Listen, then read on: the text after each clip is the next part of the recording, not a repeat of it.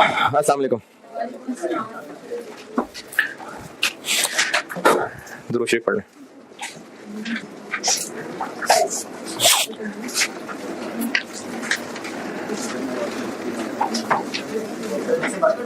क्या हो गया? नहीं, अब तो टाइम ही नहीं मिलता ना। वो तो अगले सेशन में सही, अगली दफा अगले पेपर में सही। मैं तो सीफा में भी बताता हूँ। सवाल दिया था एक होमवर्क और इसका जवाब तो यस ही था।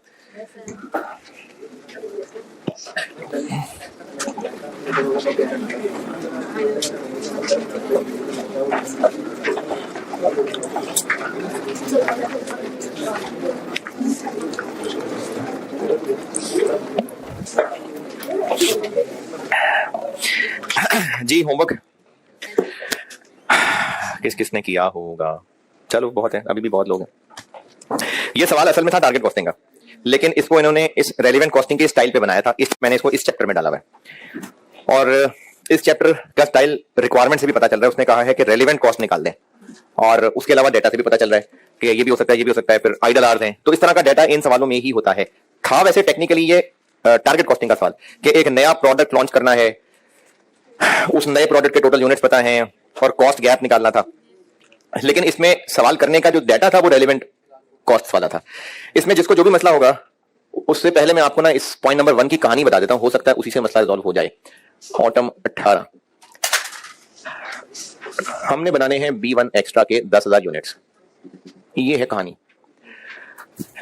एक B1 एक्स्ट्रा, एक की बात कर रहा हूं, एक बनाने का जो प्रोसेस है एक B1 के लिए, उसमें इनपुट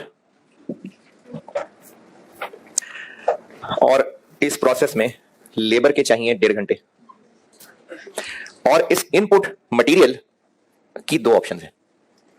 हम मटेरियल X यूज कर सकते हैं। अगर X मटेरियल यूज किया तो वो 2 किलो लगेगा एक B1 बनाने के लिए, और ये मटेरियल X हम परचेज कर सकते हैं 520 रुपए का 1 किलो। और अगर X ना यूज करना चाहें तो Y यूज कर लें, लेकिन Y यूज करेंगे तो ये 2.5 किलो लगेगा। और ये जो Y है ये हम खुद बनाएंगे। Y बनाने का जो प्रोसीजर होगा, जिसे 1 kg Y बनेगा, 1 kg, उसके लिए आधा घंटा लेबर का चाहिए और इसके लिए जो इनपुट चाहिए वो 300 रुपए का चाहिए। अगर B1 एक्स्ट्रा X को यूज करके बनाया तो X खरीद के लाएंगे, प्रोसेस में इनपुट होगा और 1.5 घंटा लेबर लगेगी। लेकिन अगर X की बजाय Y को यूज किया तो Y बनाना पड़ेगा, जिसके लिए इतने रुपए का मटेरियल लगेगा, आधा घंटा लेबर लगेगा, फिर 1 किलो Y बनेगा, फिर 2.5 से मल्टीप्लाई करेंगे तो इधर का इनपुट बनेगा। तो ये 1.5 घंटा और है और ये आधा घंटा और चीज है। लेकिन ये डिफरेंट तरह के वर्कर्स नहीं है, होते तो बता देते हैं वही लोग। तो इसलिए अगर X के रास्ते से आएंगे तो लेबर कॉस्ट सिर्फ ये है, और अगर Y के रास्ते से आना तो लेबर कॉस्ट वो भी है और ये भी है। लेकिन वो है एक B1 एक्स्ट्रा के लिए और ये 1 किलो Y के लिए है, जिसको 2.5 से मल्टीप्लाई करेंगे तो एक B1 एक्स्ट्रा तक पहुंचेंगे। ये थी इस लेबर और मटेरियल की कहानी। और अगर किसी ने किया है और उसको इस कहानी के बाद भी कुछ पूछना है तो पूछें। चले जी, स्पेशल ऑर्डर खत्म। जी जी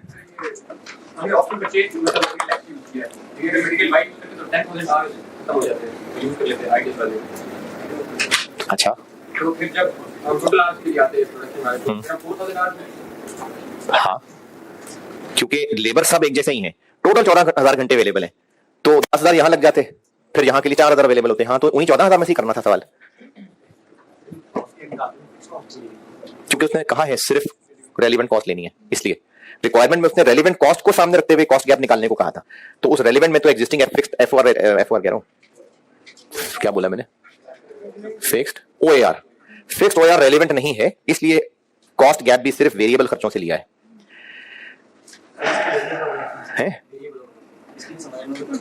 हाइलो मेथड से निकाले हैं।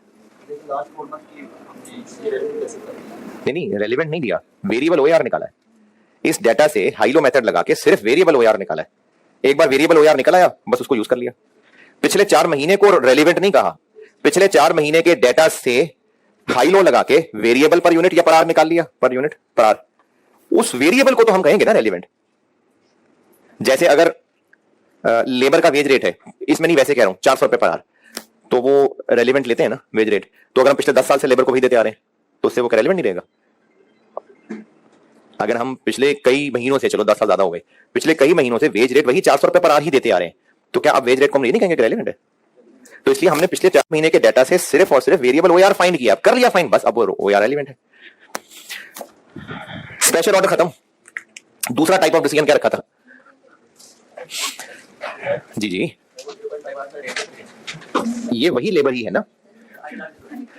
तो अगर हम टोटल एक्स वाली ऑप्शन से 10,000 यूनिट्स बना ले तो कितना खर्चा होगा, वो मैंने एक ऑप्शन बनाई, और अगर हम वाई वाले रास्ते से चले तो टोटल खर्चा क्या होगा, फिर वो एक ऑप्शन बनाई। पर यूनिट से करना है तो, पर यूनिट से करना है तो उसमें फिर आइडल ना डाले।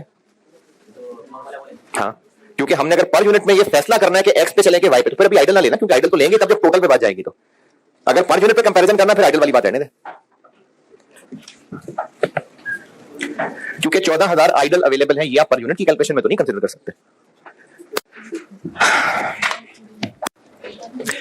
दूसरा क्या नाम रखा था मैंने? Limiting factor decisions. Limiting factor decisions.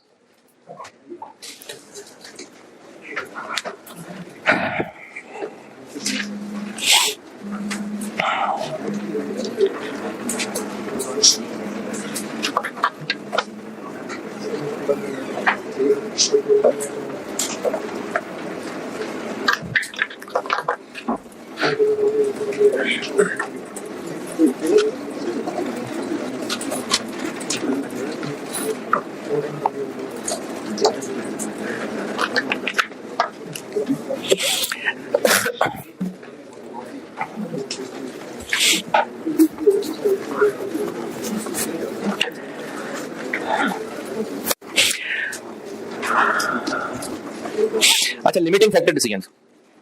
वैसे तो ये एक बड़ी स्पेसिफिक टाइप ऑफ डिस्कशन है, लेकिन वैसे मिसाल दे रहा हूं लिमिटिंग का, कि अगर आपने कहीं पर कोई चीज खरीदने जाना है, काफी सारी खाने पीने की चीजें खरीदनी है, चले मजे की सारी लग रही है देखने में, लेकिन मसला क्या है?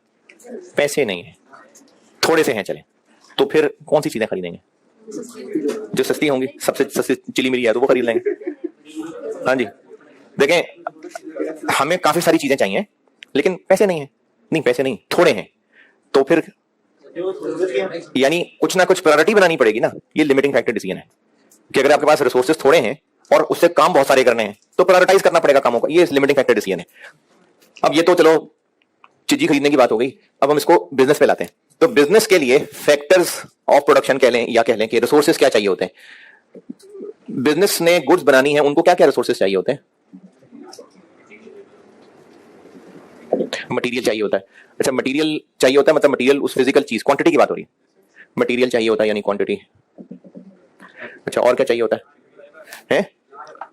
प्लांट चाहिए, ठीक है, और labour.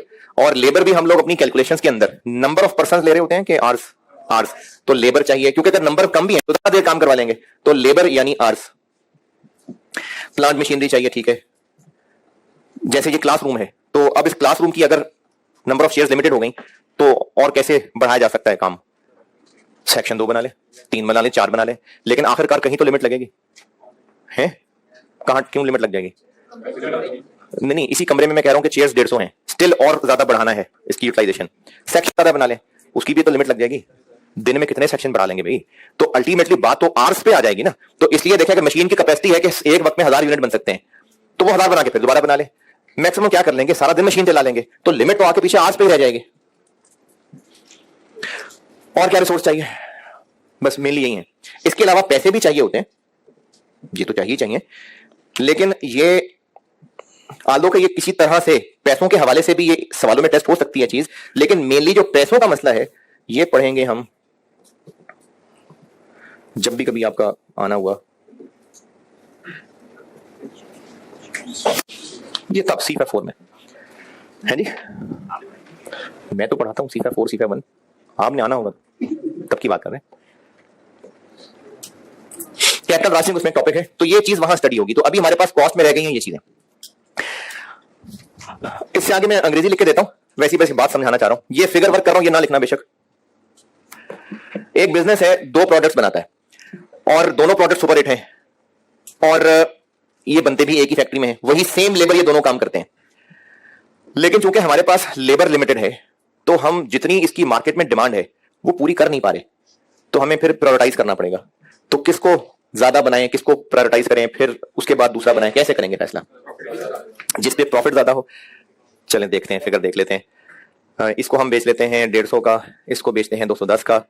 Variable cost variable cost हुआ करती है इसकी 60, इसकी वेरिएबल कॉस्ट होती है 130,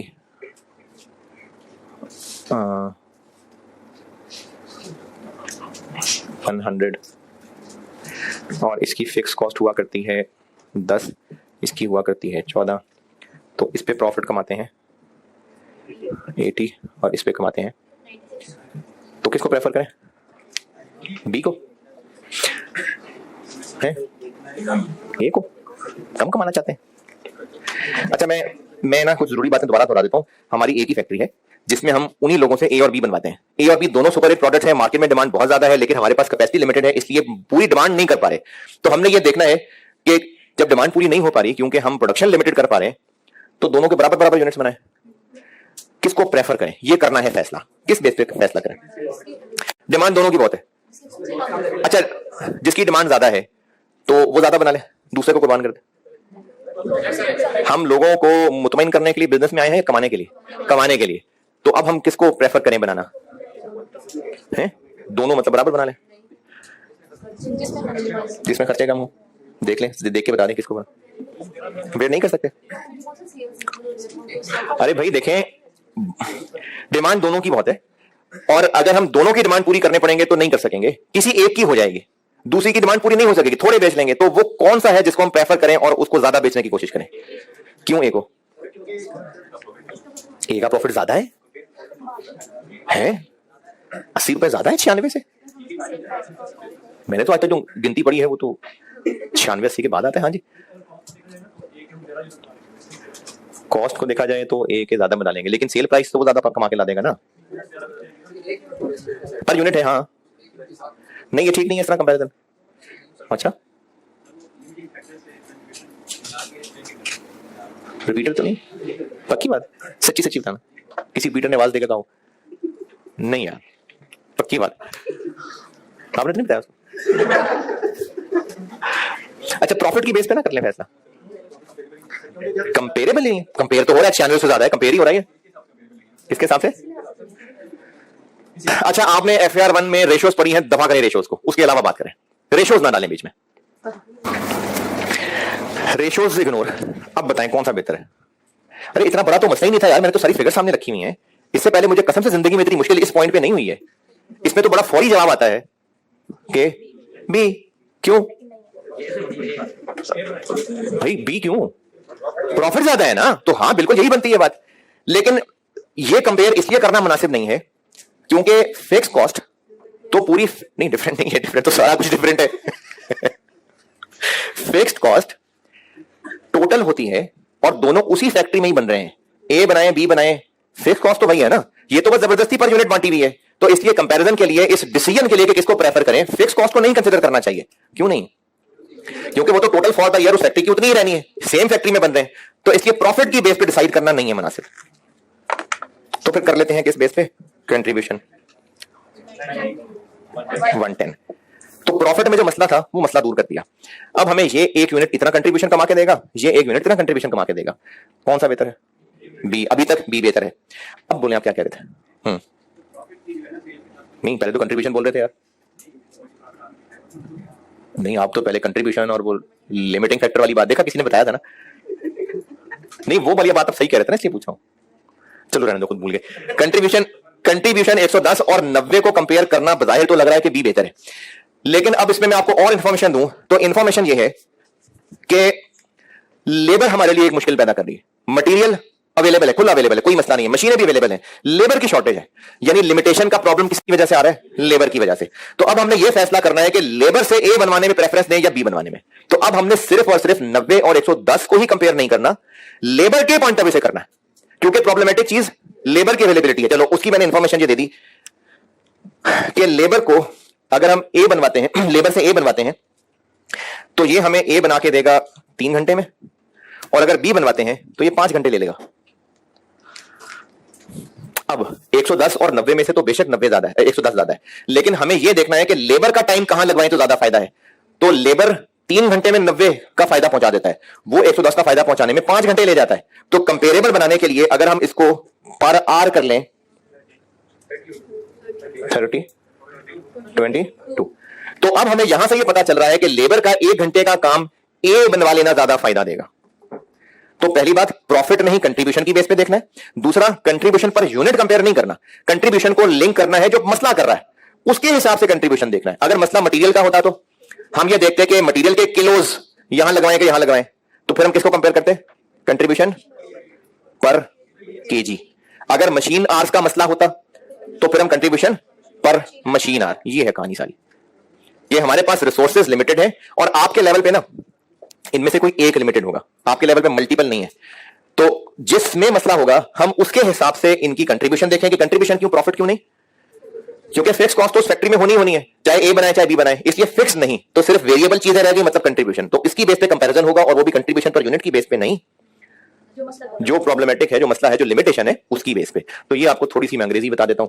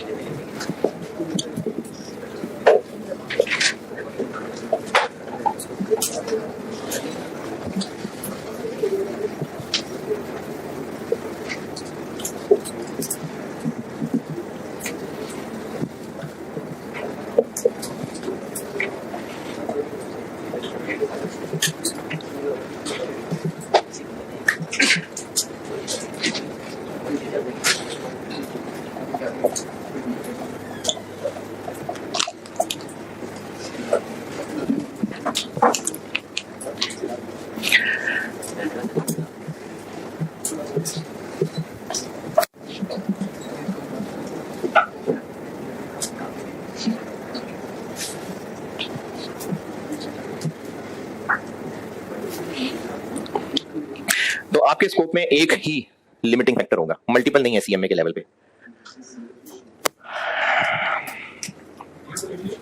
जी, limited availability of any one resource. इनमें से कोई एक रिसोर्स लिमिटेड होगा जिसकी वजह से डिमांड पूरी नहीं हो सकती होगी। तो बिजनेस की जिंदगी का मकसद क्या है? प्रॉफिट कमाना। तो बिजनेस चाहेगा कि हम प्रॉफिट को करें मैक्सिमाइज।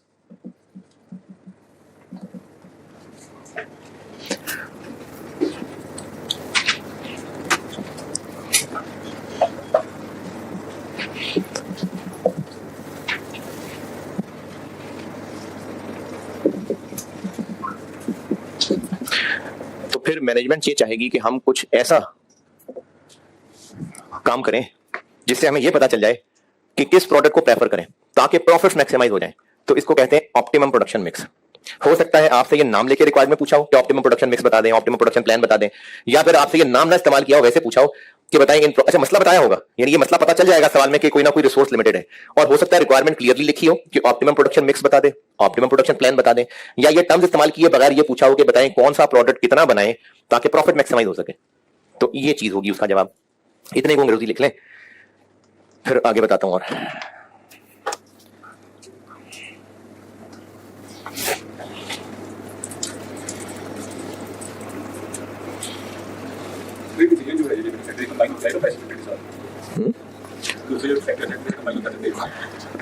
दूसरे फैक्टर्स या जी जी बिल्कुल, ये बल्कि एक सवाल आया भी हुआ है, वो आज तो नहीं कल होमवर्क दूंगा, उसमें ये और स्पेशल ऑटो मिक्स हुआ था। कल फिर जिनको ये करीब पड़ता हो वो 7:30 बजे आ जाए, जिनको जीटी करीब पड़ता हो वो 11 बजे आ जाए, और जो ना आना चाहें वो ना आए।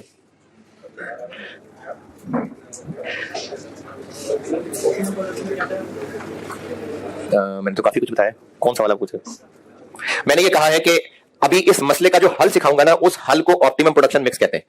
उस हल से ये पता चलेगा कि किस प्रोडक्ट को किस पे प्रेफर करना है ताकि बिजनेस के प्रॉफिट्स मैक्सिमाइज हो सके। अब ये कैसे बनता है ऑप्टिमम प्रोडक्शन मिक्स, ये सिखाने लगा।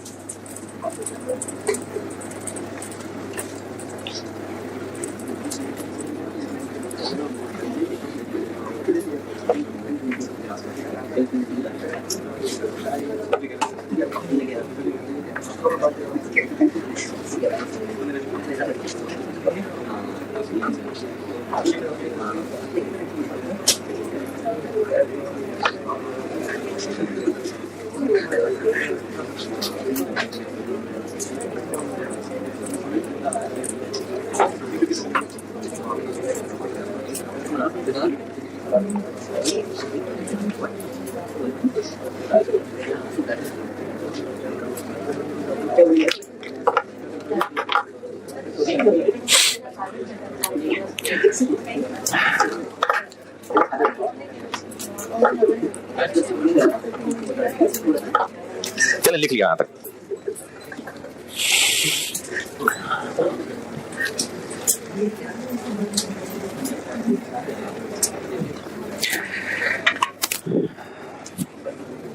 अच्छा, कोशिश तो मंगल की कर ही रहा हूं,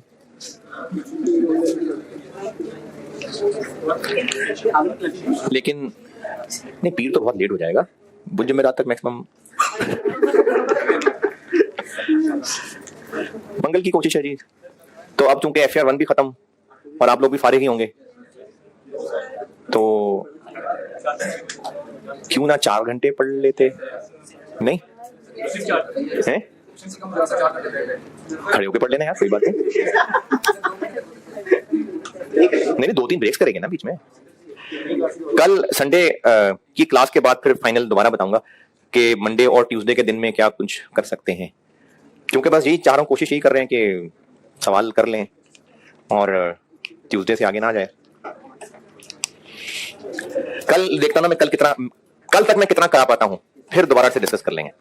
अच्छा, कल से ऑनवर्ड वाली क्लासें होंगी अवेलेबल, मैंने पहले भी कहा था वो अवेलेबल होंगी। और कल की क्लास एंड करने तक ना मैं अपने हिसाब से देख लूंगा कि मैंने क्या क्या कराना होता है, तो फिर आपको मैं फाइनल बता सकूंगा कि क्या हम मंडे को ही 8 घंटे पढ़ के मंडे को खत्म कर सकते हैं या है? नहीं, वो GT वालों को पढ़ाना ना जाके, तो नहीं आते ना यार, मरने वाले हो जाते हैं, नहीं आते यहाँ।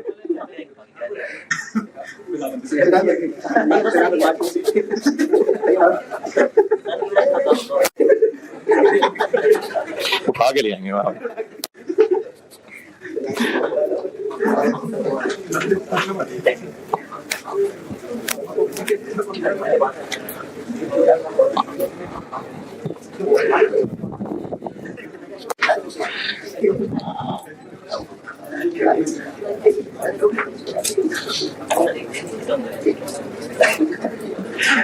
अच्छा, ये जो मैं लिख रहा हूं ना, अगर आपको ये जो मैंने लिखा होगा ना समझ आया तो कोई बात नहीं, सवाल भी समझ आ जाएगा। लेकिन लिख इसलिए रहा हूं कि आपको जो समझाया होगा अगर भूल गया तो शायद लिखे हुए को देख के याद आ जाए, तो इसलिए वैसे तो उम्मीद है समझ आ जाएगा लिखा हुआ। नहीं आया तो कोई बात नहीं, परेशान नहीं होना, सवाल कराता हूं तो समझाता हूं। सबसे पहला काम हम ये करते होते हैं कि हमें निकालनी पड़ेगी contribution per unit of each product. जितने प्रोडक्ट हम बेचते हैं उसकी हम निकालेंगे कंट्रीब्यूशन। इसमें सवाल में जो मुश्किलें होती है ना वो इसमें होंगी, नहीं मटेरियल में वो लॉस डल जाएगा या लेबर में कुछ और मसले आ जाएंगे, ये एक थोड़ा बहुत प्रॉब्लमेटिक एरिया हो सकता है। लेकिन एक बार यहां तक पहुंच गए फिर तो एक पैटर्न ही है। उसके बाद हम ये करेंगे कि इस कंट्रीब्यूशन पर यूनिट को यानी 90 और 110 को 30 और 22 में कन्वर्ट करेंगे। कैसे? जो भी लिमिटिंग मसला है कंट्रीब्यूशन पर, वो अगर मटेरियल का मसला था तो कंट्रीब्यूशन पर केजी, लेबर या मशीन का मसला था तो पर आर, तो हम इस कंट्रीब्यूशन पर यूनिट को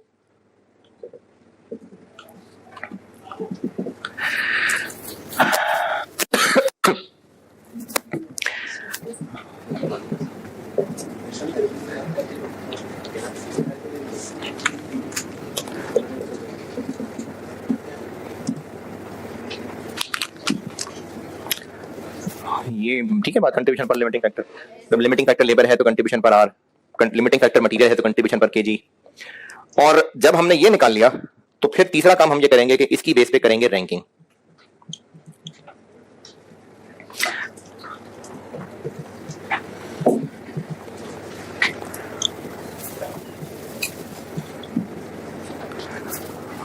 ये ठीक है बात, ऑन द बेसिस ऑफ 2 क्या 2 2.2। तो इनमें से पहली पोजीशन किसकी? ए, फिर दूसरा नंबर इसका, ये मैंने स्टेप 3 का है। और एक बार रैंकिंग हो गई तो फिर उसके बाद आखिरी काम ये होगा कि हम एक प्रोडक्शन प्लान बनाएंगे।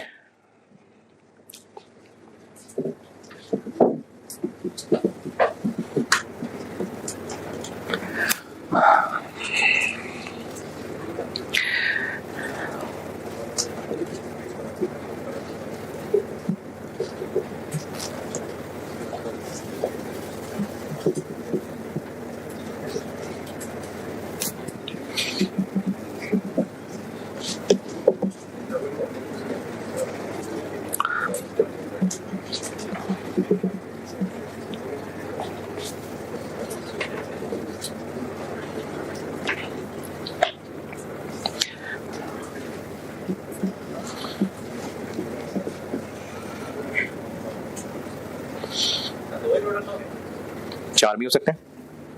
किधर है, कौन है? 4 भी हो सकते हैं।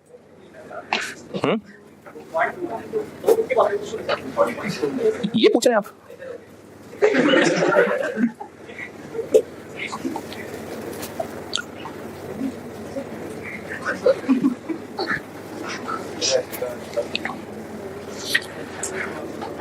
तो ऑप्टिमम प्रोडक्शन प्लान बनाएंगे हम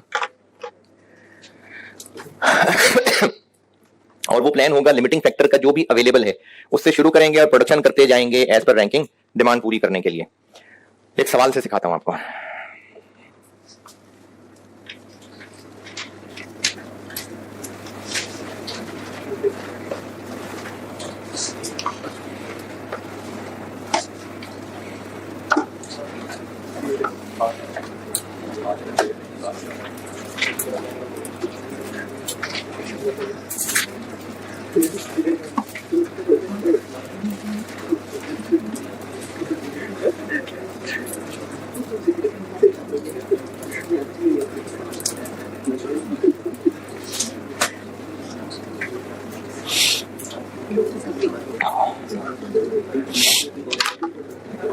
यहां तक नोटेड? सवाल लिखें, सवाल लिखें। ये जो मैंने यहां लिख के दिया ना, ये सवाल करके बताता हूं, फिर आ जाएगा समझ। और ये आसान है, इसमें अगर सवाल आ जाए अगर, तो ये आसान होता है सवाल।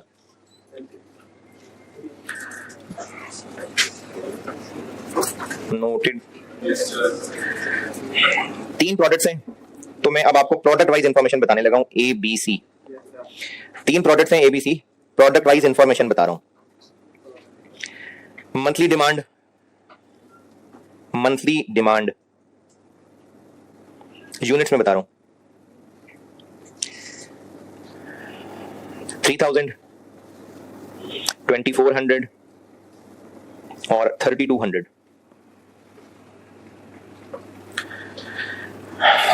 ये मैंने आपको मंथली डिमांड बताई है यूनिट्स में, 3000, 2400 और 3200। फिर लिखें sale price per unit, sale price per unit 100, 120 और 90।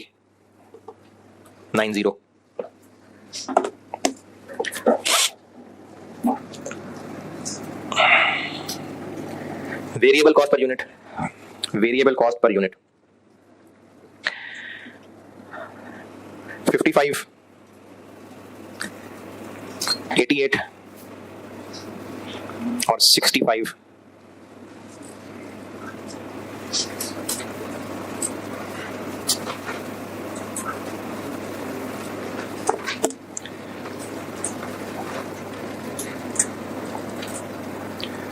बल्कि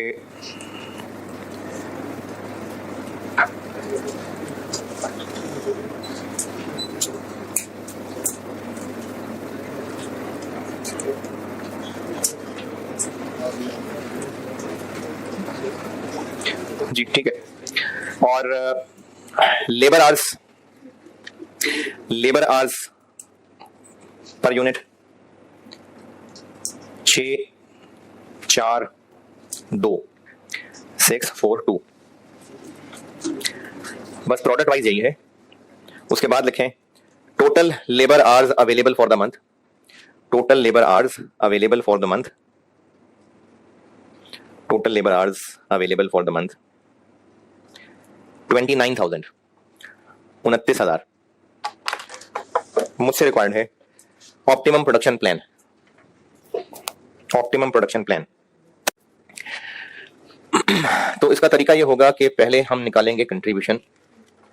इस सवाल में ना मेनली 2 टेबल बनते हैं, बाकी पर हस्बे तौफीक हस्बे जायका। एक टेबल बनेगा रैंकिंग के लिए और एक टेबल बनेगा optimum plan. Sale price 100, 120, 90। Variable cost 65। Fix cost तो मैंने बताई नहीं, तो वो चाहिए भी नहीं थी। 45, 32, 25। लेकिन ये है कंट्रीब्यूशन पर यूनिट। और लिमिटिंग फैक्टर इस साल में क्या है? कैसे पता लेबर आ रहे हैं? मैंने बताया ही लेबर आ रहे हैं, मटेरियल और मशीन आवर्स बताए नहीं। अच्छा वैसे ही ना, सिर्फ एक चीज चेक करने के लिए कह रहा हूं, ये जितने प्रोडक्ट्स हैं अगर ये सब हम डिमांड पूरी करने के लिए बनाना चाहें तो कितने आवर्स चाहिए? देखें जरा। अगर हम ये तीनों प्रोडक्ट डिमांड पूरी करने के लिए बनाना चाहें तो टोटल कितने आवर्स चाहिए?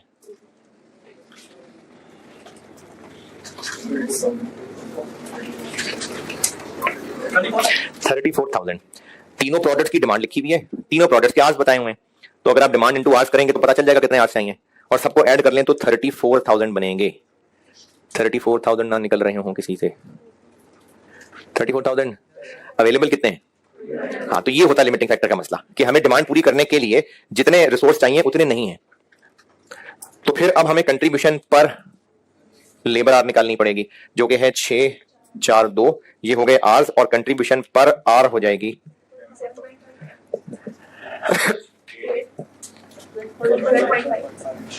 इसकी बेस पे करनी है रैंकिंग। तो सबसे बेस्ट सी, ये हो गई रैंकिंग।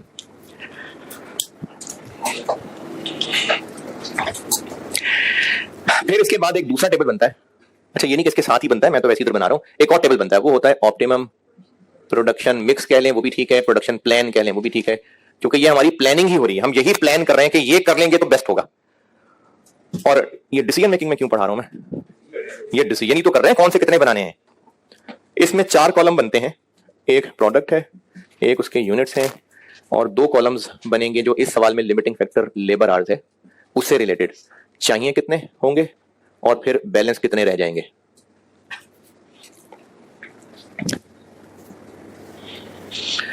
ये आपके रजिस्टर पे तो लाइंस हैं, मैं सिर्फ तरतीब बताने के लिए आपको लाइनें लगा के दिखा रहा हूं उधर। इस टेबल का स्टार्ट होगा कि कितने आवर्स अवेलेबल हैं, कितने अवेलेबल हैं, यहां से टेबल शुरू होगा, इससे अगली लाइन से चलेगा। बनाएंगे हम कौन सा प्लान के मुताबिक? सी। कितने बनाएं? बनाते जाएं, सारी दुनिया में बांट दें, जितनी डिमांड है। तो कितनी डिमांड है और इतने बनाने के लिए कितने आवर्स लग जाएंगे? 64। तो 64 लग जाएंगे, तो बाकियों के लिए कितने रह जाएंगे? 22,600। ठीक है, बाकी इतना बैलेंस रह जाएगा। फिर दूसरा नंबर आएगा बी का, कितने बना लें? जितनी डिमांड है 24, तो अगर हम सारे बना लें तो इनटू 4 9600 आवर्स लग जाएंगे, और बाकी रह जाएंगे 13,000। ए कितने बना लें? जितनी डिमांड है उतनी क्यों ना बना लें? नहीं बना सकते, तभी ये सवाल है, नहीं बना सकते, तभी तो लिमिटिंग फैक्टर है। तो कितने बना सकते हैं मैक्सिमम? इससे हम उल्टा चल लेते हैं, रह ही 13 गए हैं, तो हम अगर 13,000 घंटे इस पे लगा लेंगे तो 13,000 घंटों में कितने ए बना सकेंगे? Divided by 6, 2167। 3,000 तो बना ही नहीं सकते ना, कितने तो रिसोर्सेज ही नहीं है। तो बस जितने रिसोर्सेज हैं उसमें जितने बन गए, जितने भी बैलेंस बन सके, ये ऑप्टिमम प्रोडक्शन प्लान है।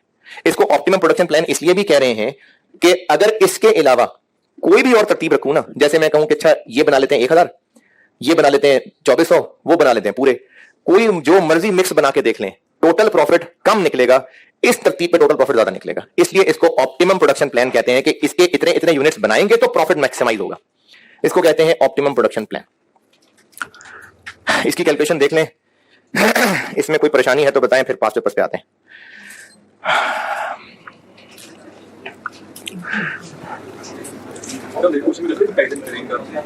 किसका कंपैरिजन हो सकता है कि बताएं कितना प्रॉफिट का फर्क आएगा? बिल्कुल हो सकता है सवाल।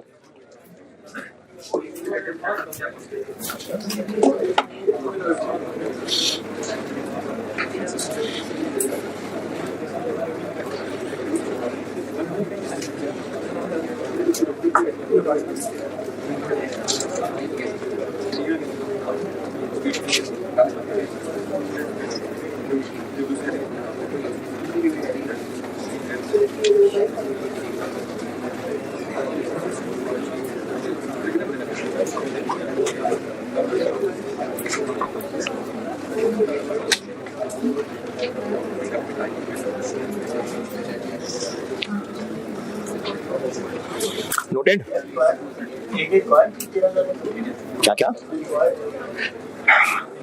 नहीं नहीं, ये इसको पढ़ेंगे ना तो पढ़ेंगे ऐसे कि इतने यूनिट्स बनाएंगे, इतने बनाने के लिए इतने चाहिए होंगे, इतने बनाएंगे इतने के इतने चाहिए होंगे, इतने बनाएंगे इसके लिए इतने चाहिए होंगे। वो तो हमने कैलकुलेट इसको रिवर्स चल के किया है।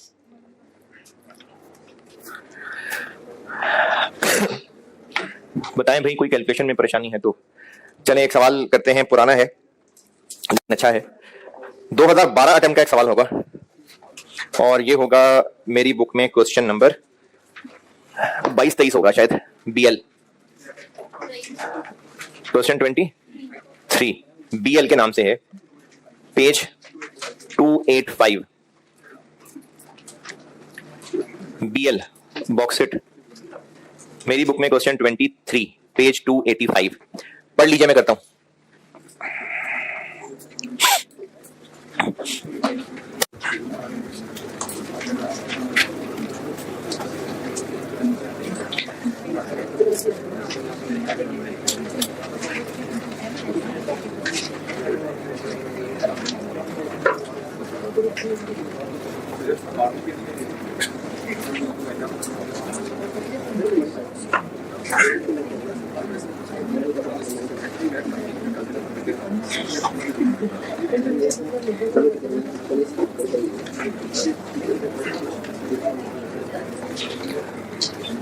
सवाल का जिक्र इसलिए किया था कि पढ़ लेते।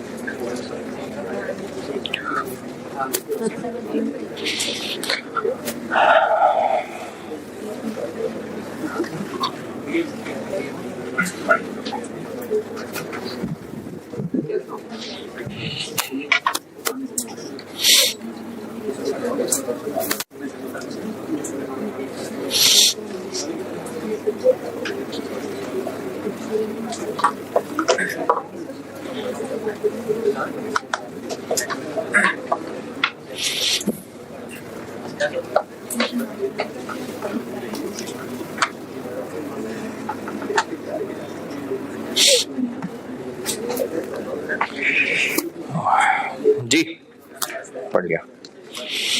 सवाल है ऑटम 12 स्प्रिंग 12, कैसे पता है इस टॉपिक का सवाल है? रिक्वायरमेंट से पता चल रहा है, डेटा से भी पता चल रहा है। पी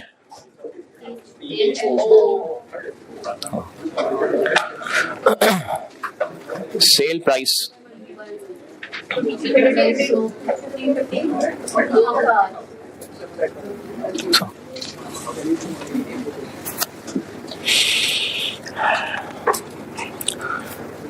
यहां से अभी पहले क्या कैलकुलेट होगा? Contribution per unit. तो फिर यहां पर सारी फिगर्स पर यूनिट लिखनी है। सेल प्राइस आ गई, डायरेक्ट मटेरियल 250 लिख दूं, इधर 1000 लिखूं, 250 लिख दूं, 250 पर केजी है, हमें तो यहां लिखना है पर यूनिट। तो एक यूनिट के लिए कितना मटेरियल लगेगा? हाँ जी 6 किलो। अच्छा ये जो 6 किलो है ना, ये प्रोडक्ट का वजन बताया हुआ है, हमने लेना होता है मटेरियल इनपुट कितना होगा। और ये जो यील्ड लिखी हुई है ना, इसका मतलब है कि हमें इनपुट से क्या हासिल होता है। तो 90% का मतलब है कि हमें 10% लॉस करके 90% चीज हासिल होती है। तो ये प्रोडक्ट का वजन बताया हुआ है 6 किलो, ये वो प्रोडक्ट का आउटपुट है 6 किलो। हमें डायरेक्ट मटेरियल कॉस्ट लेनी होती है कि इन कितना होगा, तो कितने किलो इन होगा कि बच के ये 6 किलो रह जाना है। इसको हमें 90% से ग्रॉस करना पड़ेगा। तो तीनों में चूंकि अलग अलग है, इसलिए ब्रैकेट में करके दिखा देता हूं, 250 रुपए किलो इंटू 6 किलो ओवर 0.9। इसी तरह हेक्सागोन में 250 रुपए किलो, लेकिन इसका वजन कितना है 4, ये तो प्रोडक्ट का वजन है डिवाइडेड बाय 95। ये प्रोडक्ट के वजन से ग्रॉस कर रहे हैं ताकि इनपुट पता चले। और ऑक्टागोन 250 रुपए किलो, लेकिन ऑक्टागोन होता है 5 किलो का 2। तो डायरेक्ट मटेरियल कॉस्ट आ गई 1667 1053 1359।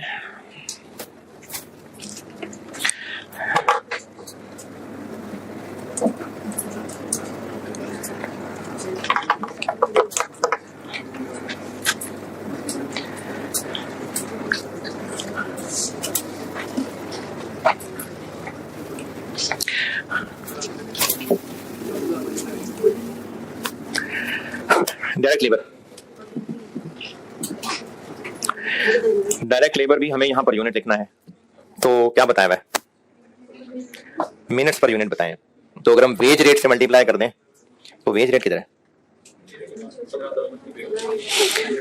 अच्छा, ये ना पहले एक दफा बात हुई थी, दोबारा बताता हूं। अगर हर महीने बराबर प्रोडक्शन हो रही है, सेम नंबर ऑफ यूनिट, हो सकता है ऐसा कि नहीं हो सकता? हो सकता है। तो डायरेक्ट मटेरियल कॉस्ट हर महीने सेम होगी, फिर डायरेक्ट लेबर कॉस्ट हर महीने सेम होगी। तो ऐसा होने से क्या वो फिक्स कॉस्ट बन जाएगी? नहीं, हर महीने सेम होने से फिक्स कॉस्ट नहीं हो जाएगी। तो डायरेक्ट लेबर फिक्स कॉस्ट नहीं होती है। तो नीचे जो उन्होंने लिखा हुआ है ना कि वर्कर्स महीने के 200 घंटे काम करते हैं और 15,000 रुपए ले जाते हैं हर महीने, तो इससे ये फिक्स कॉस्ट बन गई। नहीं, हर महीने 200 घंटे काम कर रहे हैं तो ठीक है, हर महीने 15,000 ले रहे हैं। तो हमें चाहिए वेज रेट। तो इस लाइन से ये पता चल रहा है कि 200 घंटे काम करते हैं तो 15,000, तो 1 घंटे का 75, 15,000 200 घंटों का है ये 200। हाँ, तो एक का वेज रेट आ गया 75। अब हमें हर एक का वेज रेट पता चल गया इनटू उसके आवर्स। पेंटागन के आवर्स 20 तो मिनट है बाय 60, और हेक्सागन के आवर्स मिनट्स हैं इसलिए डिवाइड बाय 60, और इसके 45 मिनट्स तो डिवाइडेड बाय 60। 25 37.5, मूड नहीं है 0.5 का, और मूड नहीं है 0.25 का 56।